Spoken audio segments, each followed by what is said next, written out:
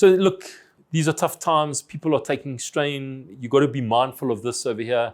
And if you do have contact with someone and whatever they've been through, no matter how extreme, you've got to infect them with your energy, Locard's exchange principle. They mustn't infect you with theirs.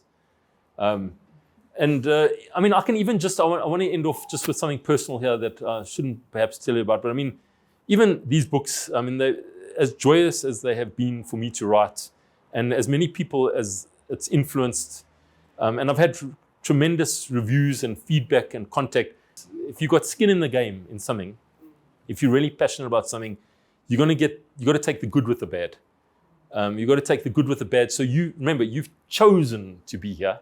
All right. So, and at night, and as I said, if this road seems impossibly rough and you're seeing hectic stuff, you've got your colleagues to talk to, have a cup of tea, go into it correctly, be mindful of the theories that are out there. There's a lot of resources out there. I mean, when I wrote my books, I was on YouTube. There's a lot of books. There's so many resources nowadays. How do you handle bullying? How do you handle threats? How do you handle conflict situations? How to handle someone that's about to jump out of a window. Perhaps I can say this. And this is what I'll end with. So, it's just an imaginary situation. If someone's about to take their life and jump out of a window, like, what do you say? What do you do? So the key word here is you have to emotionally hook them. That is key. You got to emotionally hook them in their sensory preference. This takes art and science.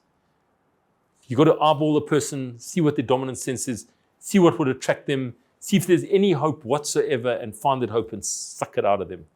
And that is the key, So, yeah, it's actually, I mean, there's books and videos and everything written on this. It is a tough situation.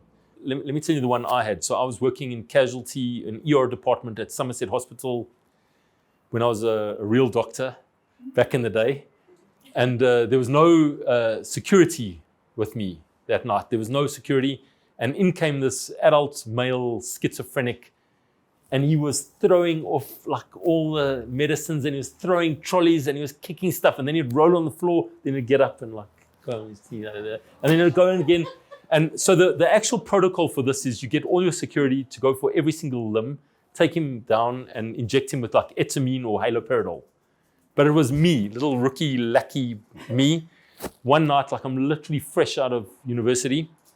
And how I managed to actually solve the situation, this is like on air here, is I literally try to emotionally hook him.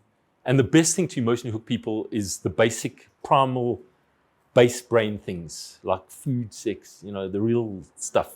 So food, because most people are hypoglycemic, offer them some tea. How would you like your tea? So would you like 1 sugar, 2 sugar? Do you like it white? Do you like it black? Can I give you some tea? But I literally was pushing this, like, do you like your tea hot? Do you like your tea cold? Can I just get you a cup of tea? We can discuss this. And then in the tea, I put haloperidol. And then managed to knock him out. That's how I got through that situation. That was one situation. So most things happen when people are hangry. So, let them eat something. That's a very good way to emotionally hook people. Ask them, what would it take for things to be okay?